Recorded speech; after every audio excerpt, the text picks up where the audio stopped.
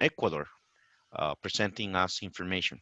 So again, welcome everybody. It's my pleasure to support this, and thank you, Jason, for organizing. So go ahead. Yes, happily. I just want to say a couple of words before introducing our speaker. And in that sense, I have prepared a couple of notes.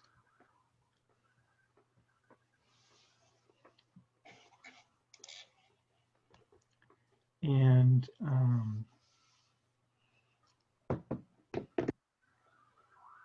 the first one is, don't forget there are door prizes at the end. So by your name or your face, and of course your name appears up here, I will do a random drawing and then get you either a lovely waste basket with the mighty clean name of OSU on it, or the environmental lunchbox that you can customize and turn into an art project. That one's fun for the kids. I think they both are. And the other announcement just involves the co-sponsor besides international programs in agriculture is the Wooster Diversity Committee, which I'm chairing, but I'll be stepping down this Thursday because funding for my position has run out. So I'll be looking to make a difference elsewhere, hopefully in the educational or international worlds. And the Diversity Committee, I've been working with a member, Elizabeth Parker, and on developing a land acknowledgement to be said before our events, recognizing the former specific native peoples of this area. Elizabeth Parker being at ATI, having come there from Australia, where land acknowledgements are common. We've consulted with Dr. John Lowe of the American Indian Studies program at OSU, which happens to be at OSU Newark, and he's working on a university-wide effort. One thing that the other co-sponsor, International Programs in Agriculture, does is host the video recordings of these events. So next week I will put up the recording of this event and the recordings of, there'll be a total of about 16 to 20. As you know, this program was started by Malak Asseli of Lebanon, who did a great job, which people can remember well, but can't look back on because they were not recorded. But I hope you take advantage of those. And this series will continue. We have a couple of other countries lined up. Some of them don't want to do it because they wanted to cook at the same time. But if you're interested in hosting or in either being the organizer of an event or being a presenter at an event, please tell me. Please tell me by Thursday.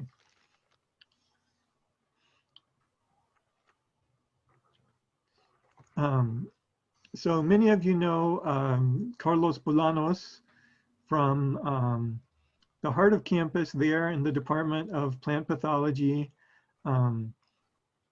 with a soybean interest shared by my wife, Kelly Tillman. And as many of you know, most of these talks have had an emphasis of my country is beautiful, come visit it. We've had a couple that have had a more narrow scientific slant.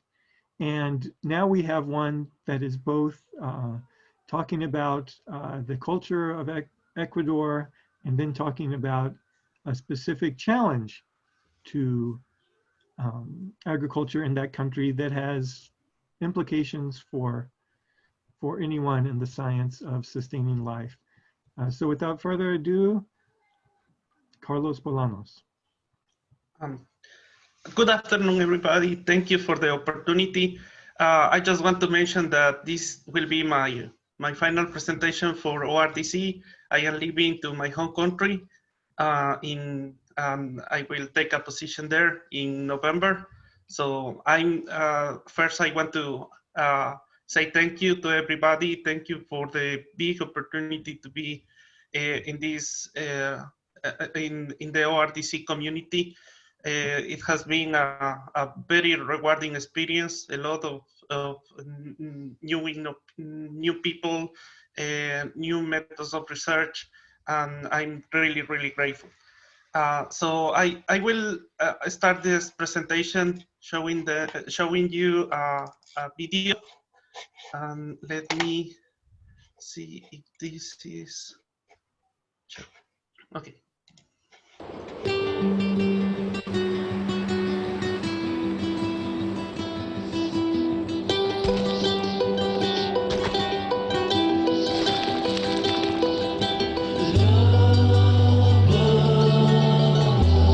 All you need is to try.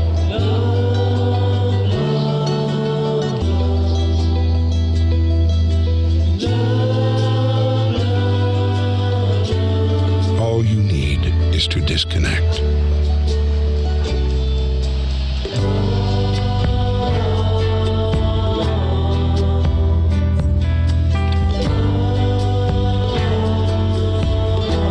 All you need is to feel.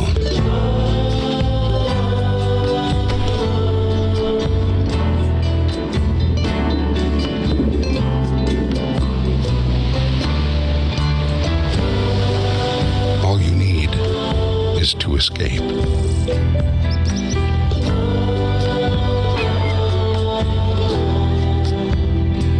All you need is to share.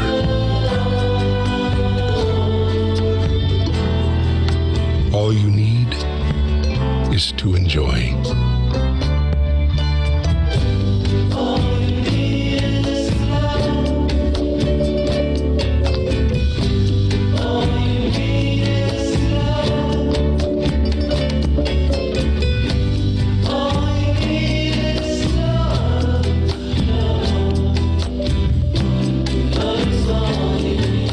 There's nothing you can do that can't be done. Nothing you can sing that can't be sung. Nothing you can say, but you can learn how to play the game. It's easy.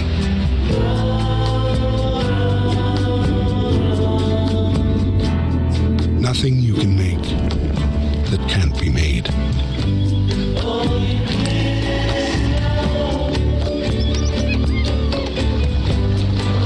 Nothing you can do, but you can learn how to be you in time.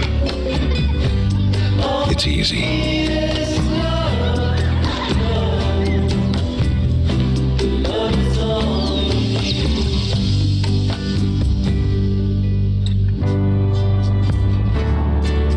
Nothing you can know that isn't known. Nothing you can see that isn't shown. Know where you can be that isn't where you're meant to be. It's easy. All you need is to live. Like nowhere else, all in one place, so close. All you need is Ecuador. Ecuador is all you need. Okay. So now let me share the presentation. Okay, can you hear me well? Google Fi, a phone plan by Google. Stay connected with full-speed hotspot tethering. My bad. Yeah. Can you hear me well?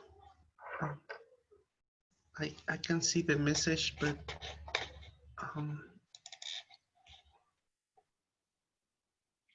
Yes, we can hear you well. Go ahead. Oh, thanks. Okay. Ecuador is a country in South America that limits with Colombia at the north and Peru at the south. And if you took a 2 hours flight from the port of Guayas, you will be in the Galapagos Islands that is also part of the Ecuador. So we are crossed by the latitude 0. or weather is almost eternal spring, they say. But we have two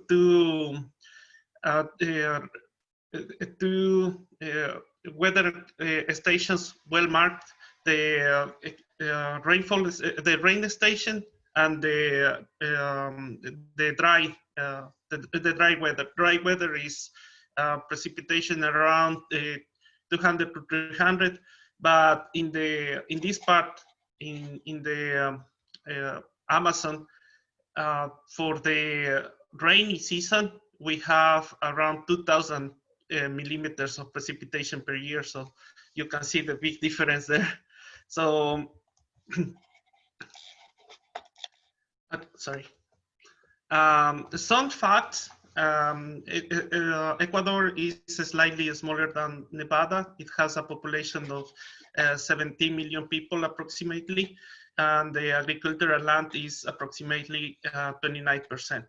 Of them, arable land is approximately 5%, permanent crops 5.6%, permanent pasture 19%, forest around 40% of the surface, and other uses has around 30%.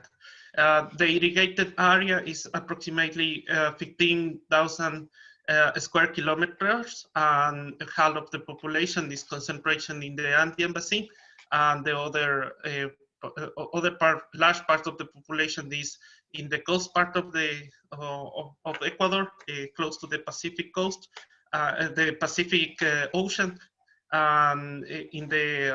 In the Amazon region, we have sparse groups of population, and some of the groups that have not been contacted.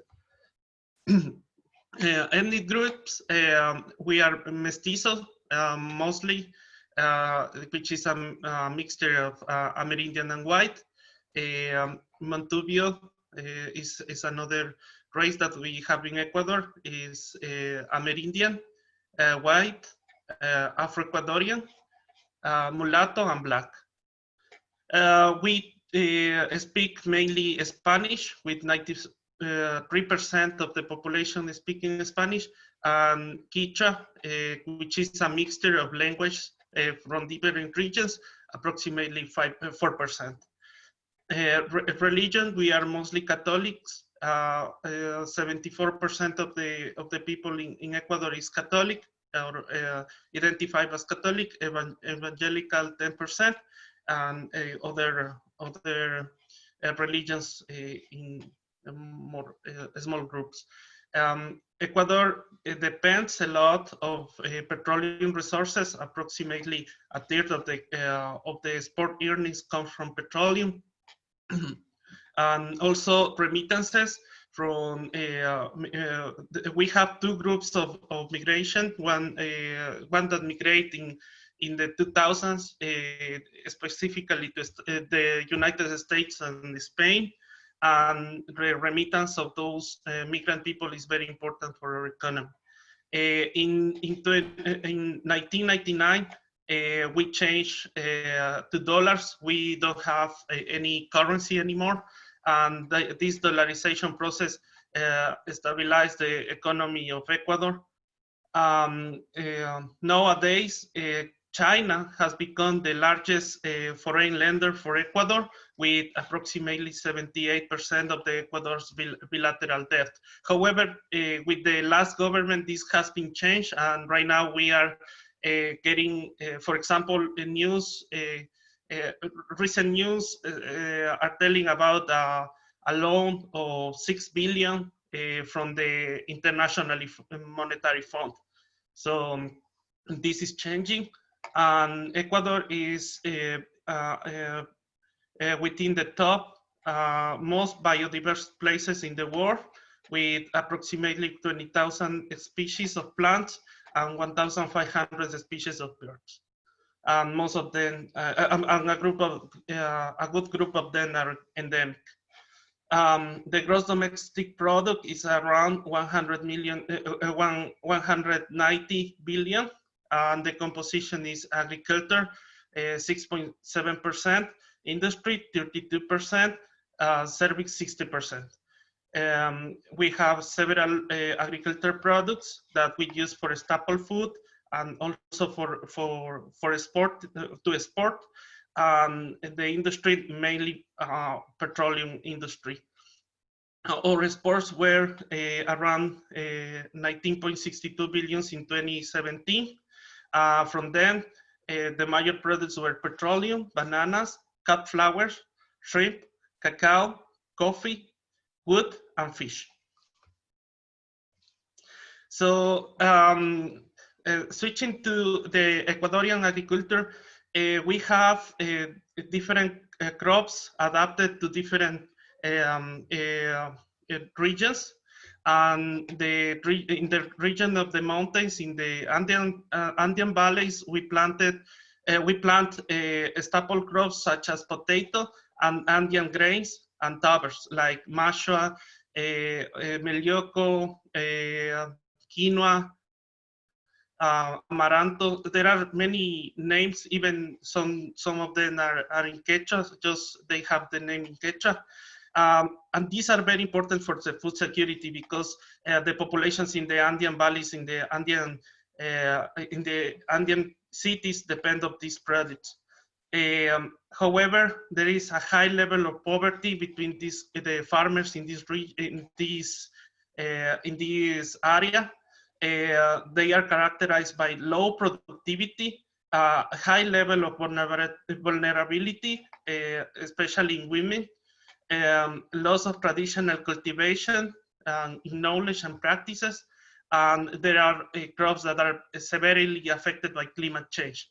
However, they are the guardians of the crop's diversity. So they are, let's say, as banks of germplasm.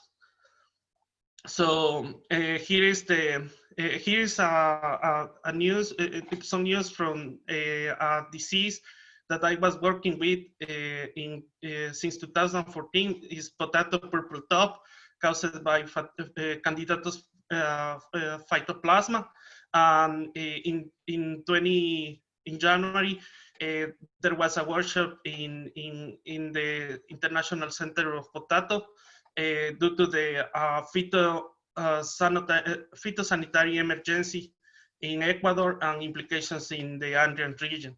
So we have not only potato purple top, but also zebra chip identified in Ecuador.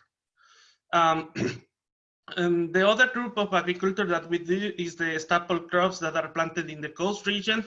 And these are also very important for food security because we in Ecuador, we eat a lot of rice, and bananas, and plantains and corn are planted in this region.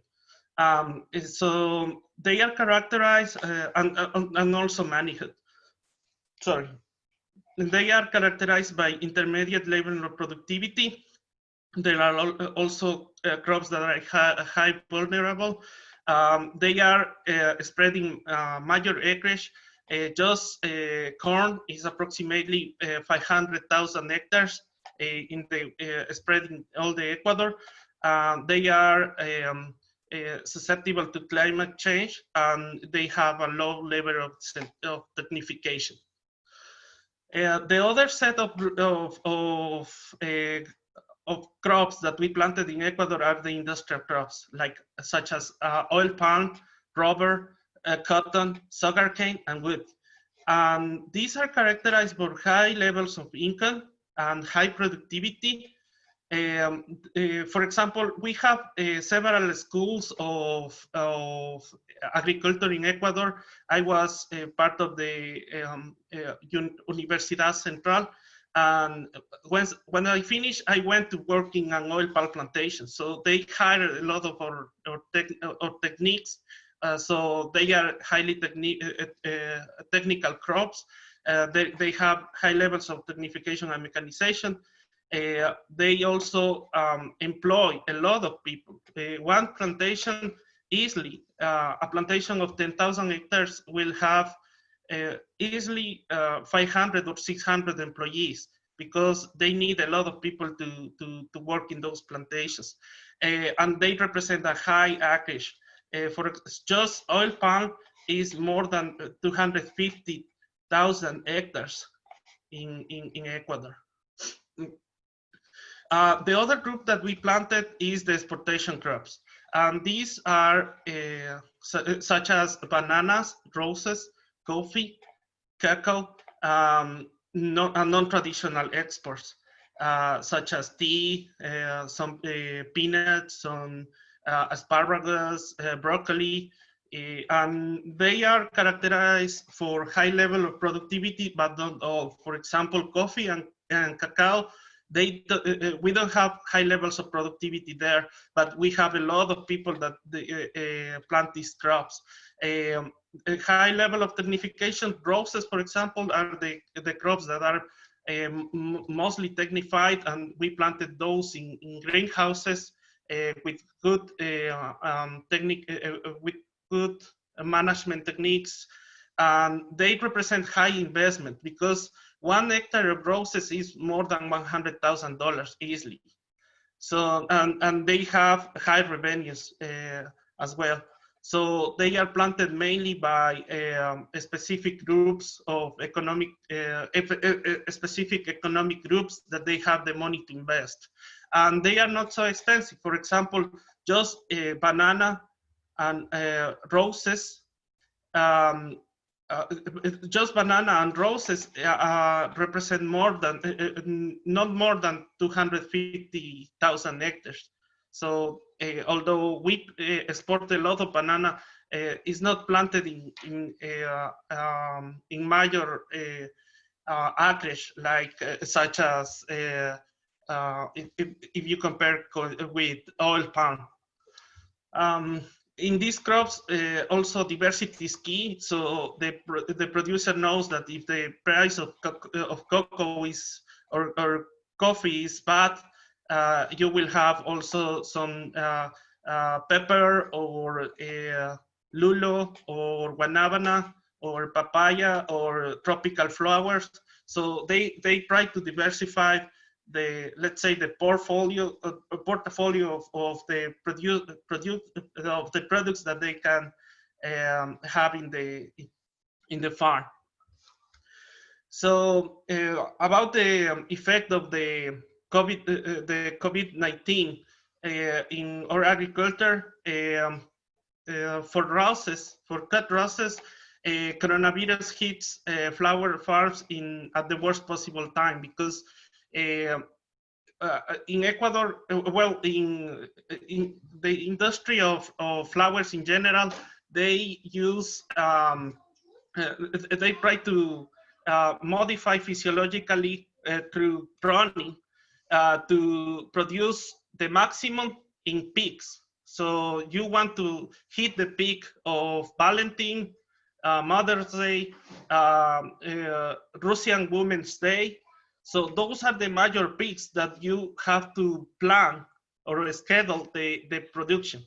So when we were ready to export thousands and thousands of flowers, coronavirus hit, and we lost a lot. So there was a big, the Association of Flowers report major losses. However, this was an opportunity for other flower producers. In this case, I found this news that florists turned to Ohio flower farmers to rebound after pandemic. So, well, for some people worked, but yeah, for us was very difficult. But in this case, farmers of flowers in Ohio, they supply the demand of flowers. COVID-19 had a different impact in banana, and in banana during January to May 2020, the number of boxes, we count in boxes, the boxes that you see in Aldi or in Walmart, that's how we count the production of banana. And it was around 180 million boxes. And this was equivalent to 1.93 billion. And this was significantly higher than the same period during 2016, 2017, and 2018. However, we are affected by a different pandemic here. This is the pandemic that is destroying the world's favorite fruit. And this pandemic is caused by the Panama disease. The Panama disease is also known as Fusarium wilt, and the causal agent is Fusarium oxysporum, form special cubense. However, we have to differentiate here that there are different races in Fusarium oxysporum, form specialis cubense. In the 60s, there was the first epidemic of Fusarium wilt, and this was caused by the race 1. And race was collapse. The variety known as Gros Michel. Gros Michel was a very small banana, but very sweet. So it was very tasty, and people really love it. So most of in the 60s, most of the plantations were of Gros Michel. However, due to the pandemic, due to the epidemic of Fusarium wilt, the only alternative was the resistant, the cultivar resistance, and Cavendish showed to be resistant to race 1 and 2.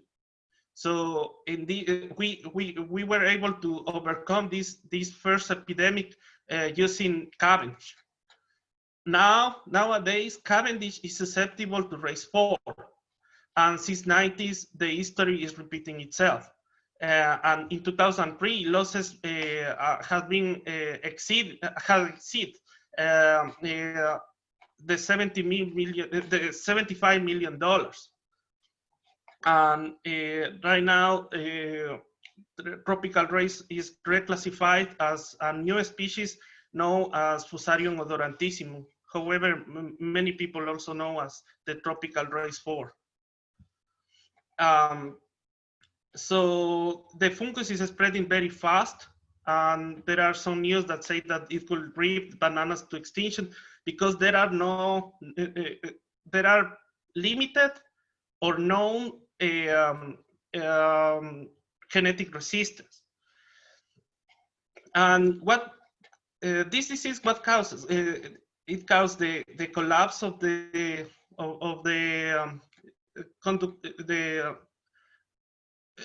collapse of the plant, as affecting the vascular bundles, and this yellowing due to the deficiency of water and nutrients. And this is the classical wilting of tropical race 4. Why is a major threat, and why this could lead to banana extinction?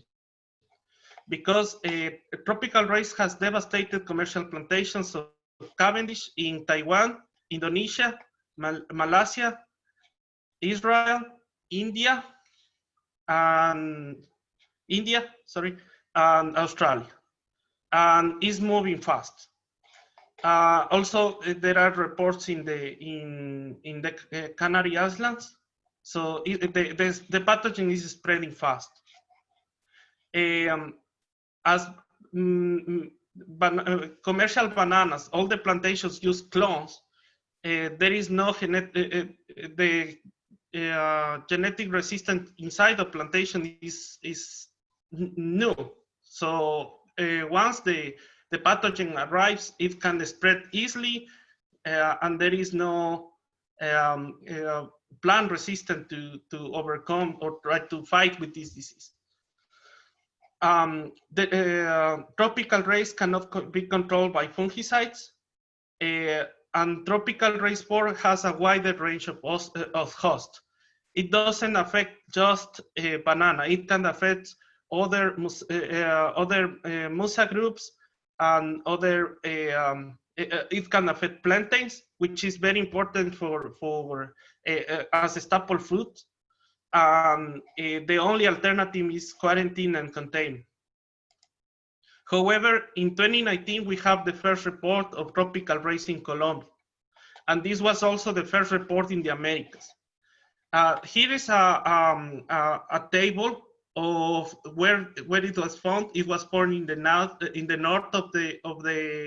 of Colombia, and as you can see, this is sorry, this is not so clear, but this is the number of hectares that has been eradicated due to the arrival of pathogens. So at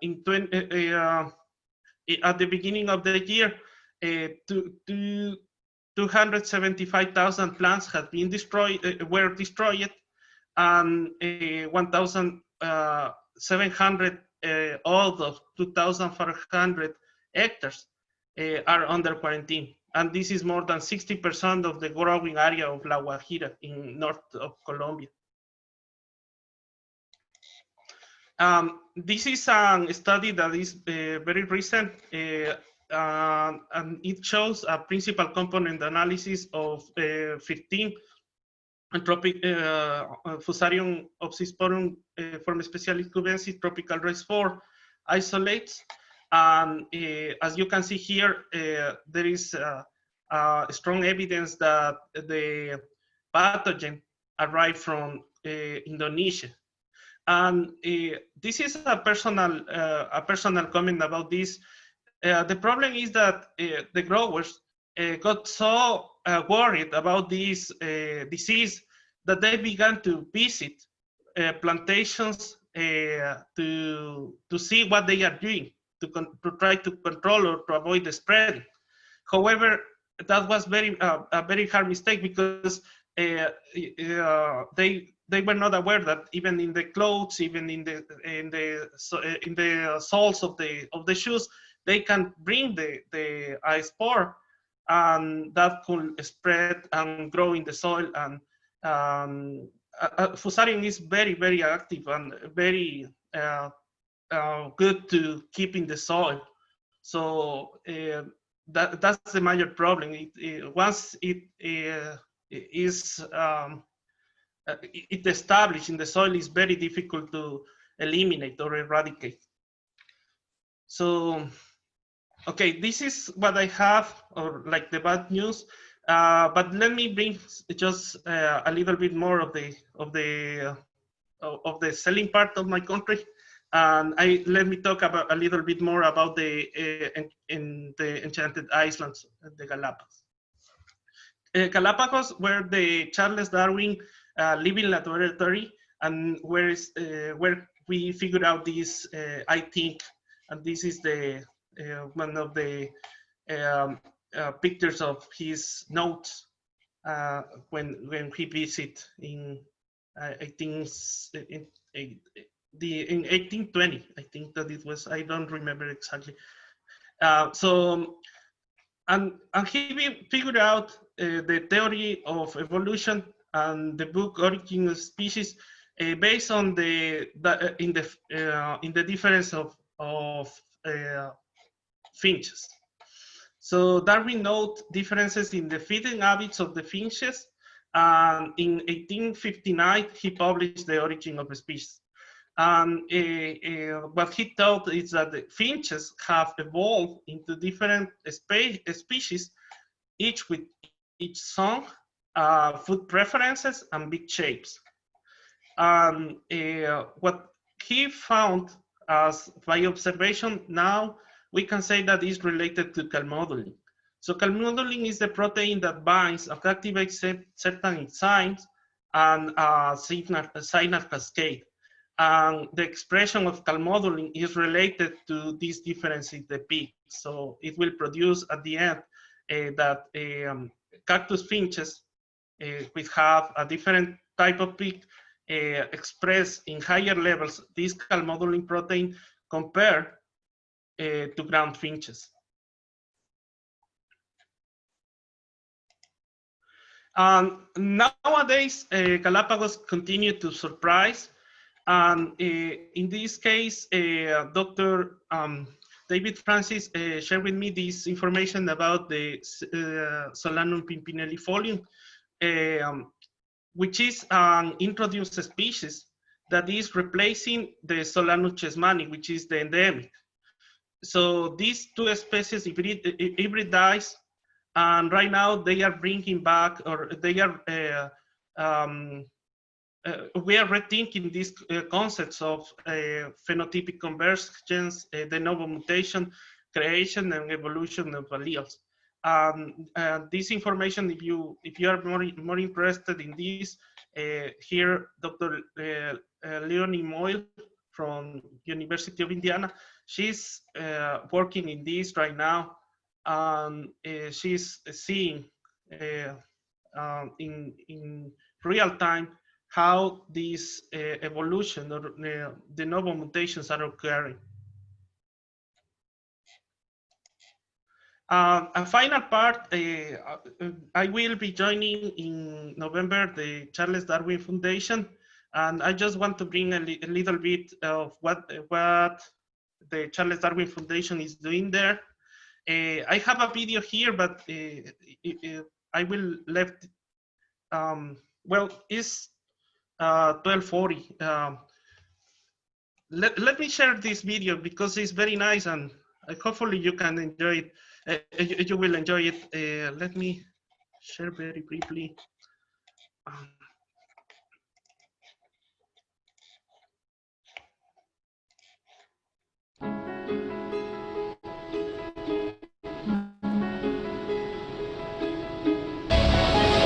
In the middle of the Pacific Ocean lies an extraordinary archipelago.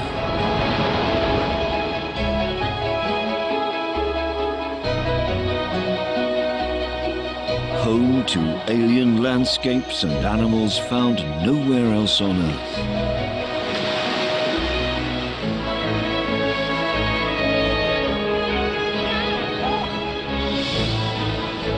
The islands inspired Charles Darwin's great scientific breakthrough, the theory of natural selection.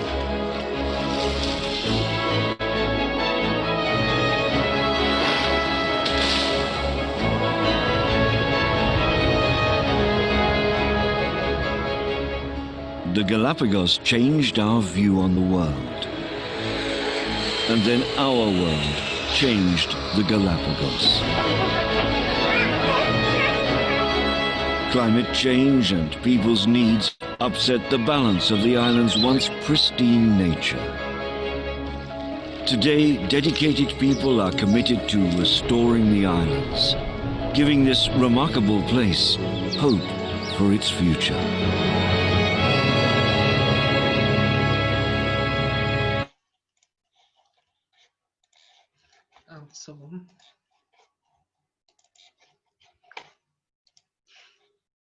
Okay, so some of the project of the objectives of the project that I will be participating are the project is Galapagos Verde 2050, are to contribute to the restoration of degraded ecosystems, including agroecosystems, because some people with the pandemic especially, they leave the island because it was the conditions there are not so favorable for thriving people.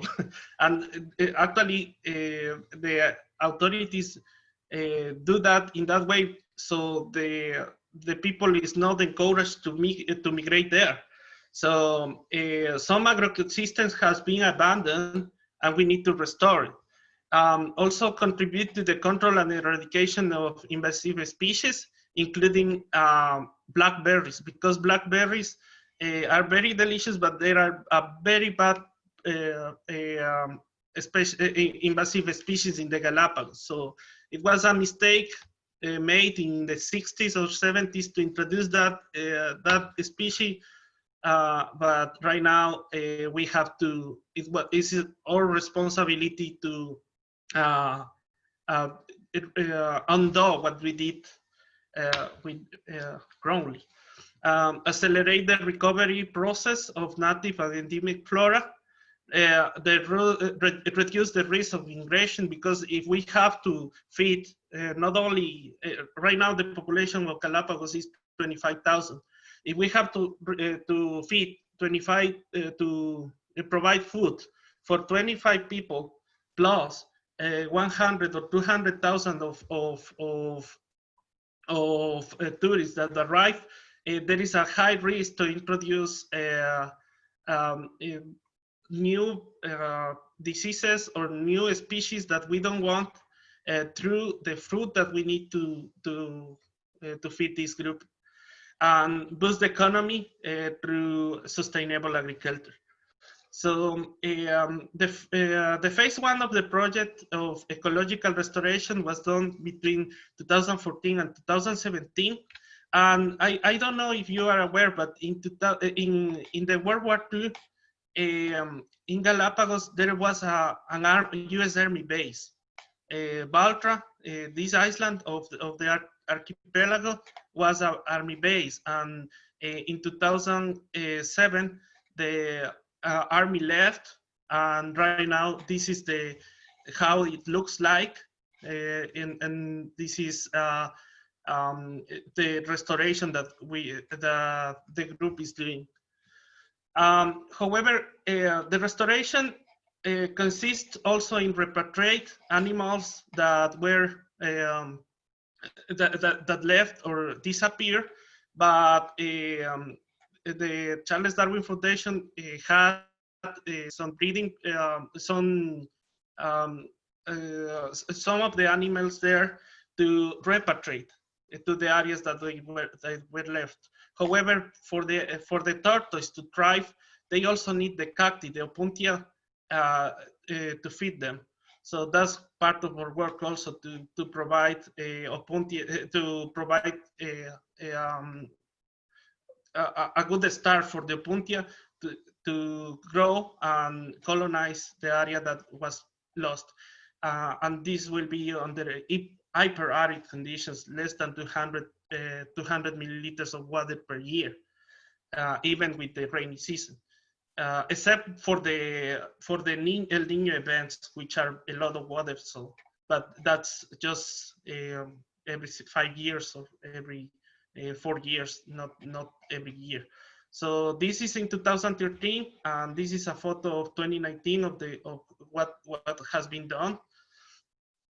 The second phase of the project will be in sustainable agriculture and ecological restoration in other islands also, and that's where I will help.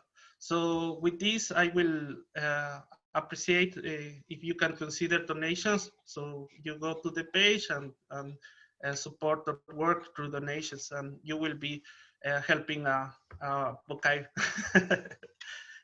So thank you so much. This is my information. If at some point you are interested to go and visit what we are doing, we will be doing there, shoot an email, and more than happy to host you and give you a tour for the station and what we are doing there. And yeah, thank you.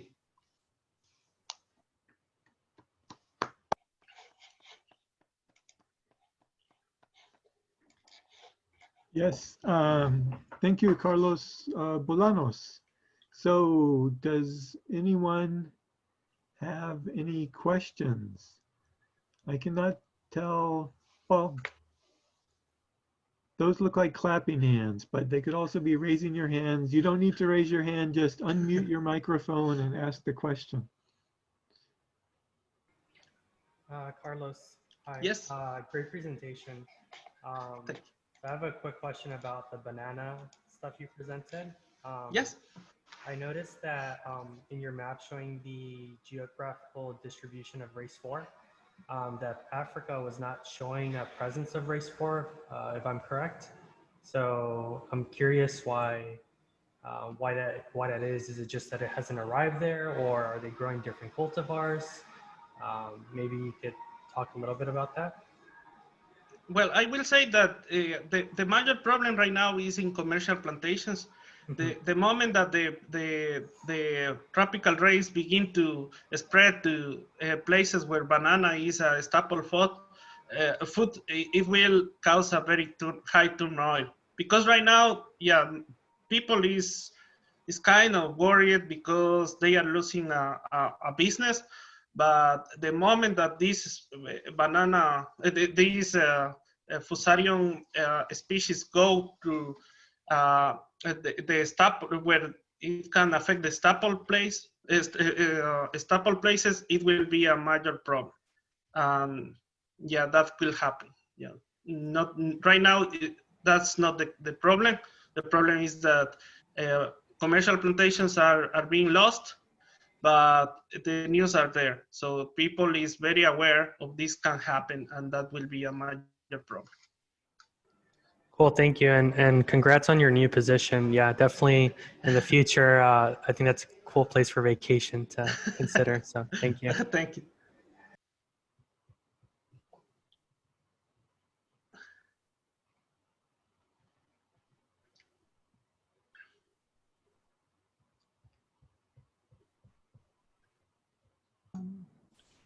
Hi, Carlos. Thank you for Well, the question. Maybe I was amazed of all the beautiful pictures, but what are you going to be working on specifically in the in foundation? Santa Cruz, it will be in the. There are two well-populated islands in the archipelago, Santa Cruz and Isabela. But the program will be mainly in Santa Cruz. That's where we are gonna work with the especially coffee growers and growers that are producing organic crops. Yes. Nice. That sounds really fun and beautiful. Thank you.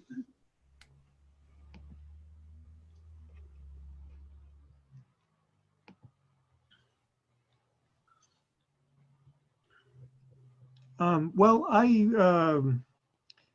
wanted to ask a question about the ethnic diversity of Ecuador.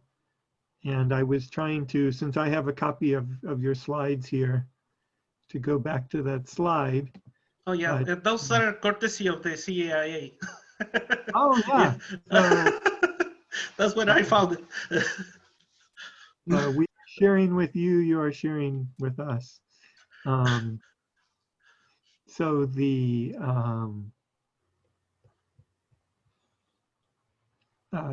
because I had, the very first conference I presented on was about the African diaspora throughout the world, and I heard about the Afro-Ecuadorians, and Yes. but this group of Montubio Oh, people, right. Mhm. I was trying to look up something about them. It seems they are in the mountains just above the coasts. Yeah, well, they are in the Manabi province. Manabi is, if I can show the map, just let me reshare.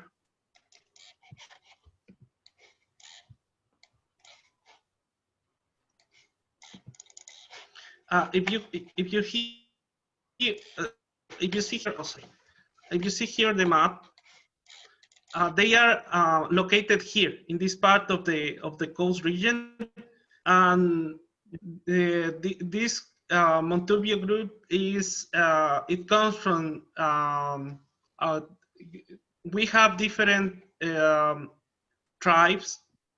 Everything was colonized by the Inca in pre-Inca time, but here, for example, in Quito, this is because of the Quitus. So Quitus was a different tribe compared to Manabi. In Guayas, we have Huancavelica, and like that. We have different tribes. So in Quito, in Manabi, the Montubio was the group that was kind of successful in keeping them separate from all the colonization process. So if they do like an ancestry, they will found like around 90% of blood of Amerindian because they didn't mix.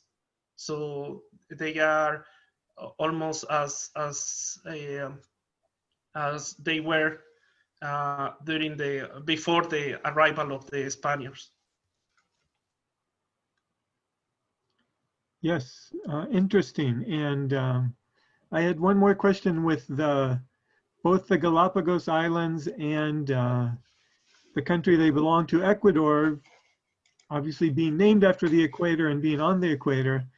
How have you enjoyed your time in Ohio, where the number of daylight hours can almost be double in the summer as of the winter? Yeah, it was a very nice experience. I really enjoy it. I love the Mohican. I love the part of also Cleveland. Oh yeah. I really like the outdoors, and even here I live in the north part of the Portage and Melrose. Uh-huh. Yes. Yeah, I live here, and I have a small. There is a small patch of trees and a little river that goes through, goes parallel to the Smithville Road. I don't know if, yeah, that one. So I really enjoy that. I go there, and the water is cold and it's nice. Especially in the summer days, it was very nice to go there because it was hot, and I went there and get some refreshing there with the water. It was very cold. Nice. Yeah, I really like that. You can have a river that is clean and is crossing almost the middle of the city. That doesn't happen in my home country. The problem is that we need to create a different mentality about the environment, and I really enjoy that. Although I know that there are many problems, many people has that in mind, that the outdoors and the redwoods and all the woods are beautiful and worth conserving. Yeah, and the changing of the seasons makes for part of the beauty, but then, of course, in Ecuador, it's the changing of the elevations that makes many different. That's correct. Yes, you can go from 0 to 15,000. So yeah. You will feel it. You will feel it. Exactly. Well, thank you very much. If no one has anything left to say, then I will say that the Ohio State Wastebasket is going to Chris Taylor by the drawing, and he's already so excellent at volleyball he can practice his basketball skills with that wastebasket. And then Michelle Jones, it's a common enough name. If you could please give me your dot number and address so that I can make sure you get the environmentally friendly bag to keep your lunch cold in. A lot of times now, working from home, you can use your own refrigerator, but that can't last forever.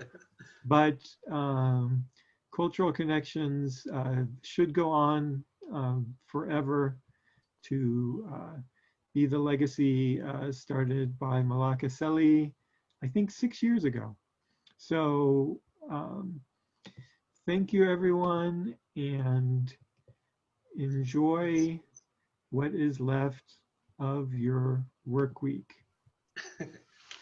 Thank you so much. And as I want to reiterate, it was an amazing experience here, and I really appreciate it.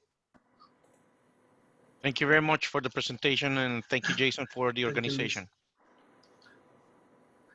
Yes, take care. Bye. Thank you.